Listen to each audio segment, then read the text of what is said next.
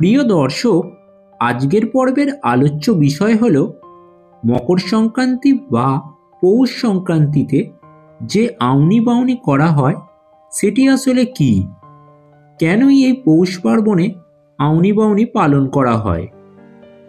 তো চলুন সে বিষয়ে জেনে নেওয়া যাক। পৌষ সংক্রান্তি বাঙালির ঘরে ফসল তোলার এক গুরুত্বপূর্ণ উৎসব। এই উৎসব মূলত শস্যকে উৎসর্গ করে করা হয়ে থাকে। নানান রকম আচার বিধি পালনের মাধ্যমে বাঙালির প্রতি ঘরে ঘরে এই উৎসব পালন করা হয়ে থাকে বহু প্রাচীন কাল থেকে। এই উৎসবের কথা আমরা বড় বড় লেখক ও সাহিত্যিকদের বই থেকেও জানতে পারি। আগেকার দিনে এই উৎসবের শুরুতেই বাঙালির ঘরে ঘরে ঢেঁকিতে চাল কোটার আওয়াজ পাওয়া যেত, যদিও এখন তা চোখে পড়ে না। পৌষ মাস হলো শস্যের মাস, আর এই শস্য যেন সারা বছর গৃহে থাকে তারই জন্য আগলে রাখা হয়ে থাকে। এই আউনি বাউনি হলো ঘরে ঘরে যে উৎসব পালিত হয় তার অন্যতম ও প্রাথমিক অংশ। এই সময়ই নতুন ধান ওঠে, কৃষকদের আঙিনা সাজিয়ে যায়। তাই এই পৌষ সংক্রান্তিতে কয়েকটা পাকা ধানের শীষ বা খড় দিয়ে বিনুনি করে তার সাথে মূলো ফুল, সর্ষে ফুল, গাঁদা ফুল, মটর ফুল ও আম পাতা বেঁধে নেওয়া হয়। পৌষ সংক্রান্তির আগের দিন সন্ধ্যায় বাউনি ও পৌষ পূজা করা হয়ে থাকে বাংলার প্রতি ঘরে ঘরে।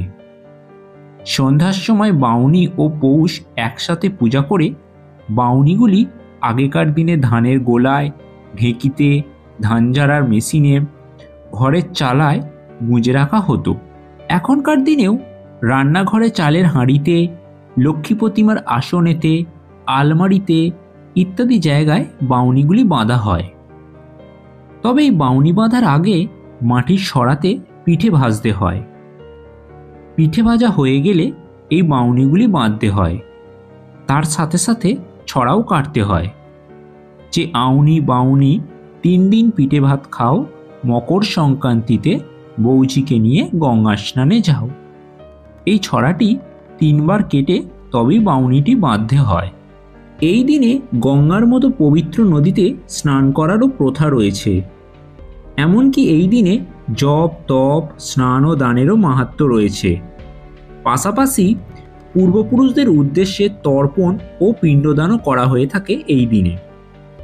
প্রতি বছর এই মকর সংক্রান্তিতে দক্ষিণ 24 পরগনার সাগরদ্বীপে পালিত হয়ে থাকে গঙ্গাসাগর মেলা। কপিল মুনির আশ্রমকে কেন্দ্র করে বিরাট মেলার আয়োজন হয়। সারা ভারতবর্ষ জুড়েই সনাতন হিন্দু ধর্মের অনেক মানুষ মকর সংক্রান্তির দিনে এই গঙ্গাসাগরে পুণ্য স্নান করতে আসেন। আর এই আউনি বাউনি বলে যে ছড়াটি কাটা হয় তার আউনি শব্দের অর্থ হলো মা লক্ষ্মীর আগমন এবং বাউনি শব্দের অর্থ হলো মা লক্ষ্মীর বন্ধন। গ্রাম বাংলার কৃষক পরিবারের প্রতি ঘরে ঘরে এই সময় নতুন শস্যে ভরে ওঠে, আর এই শস্য যাতে সারা বছর তাদের গৃহে স্থায়ী হয় সেই উদ্দেশ্যেই এই আউনি বাউনি উৎসবটি পালন করে থাকেন। তাদের মনের বিশ্বাস এই আউনি বাউনির মধ্যেই বিরাজ করে থাকেন স্বয়ং শস্য দেবী। এই সারা বছর যাতে তাদের ঘর শস্য অর্থে ভরে থাকে তার জন্যেই এই আরাধনা করা হয়ে থাকে। পৌষ মাসের এই শেষের দিন অর্থাৎ সংক্রান্তির দিন সহ 3টি দিন বাঙালির ঘরে নতুন চাল দিয়ে পিঠে, পুলি এবং নতুন গুড়ের পায়েস ইত্যাদি আয়োজন করা হয়ে থাকে। সনাতন হিন্দু ধর্মের মানুষের কাছে এও এক বিশাল বড় উৎসব। তো প্রিয় দর্শক, আজকের পর্বের আলোচনা এখানেই শেষ করলাম। ভিডিওটি ভালো লেগে থাকলে অবশ্যই লাইক, শেয়ার, কমেন্ট করবেন। চ্যানেলে নতুন যদি হয়ে থাকেন তো চ্যানেলটি অবশ্যই সাবস্ক্রাইব করে নিন।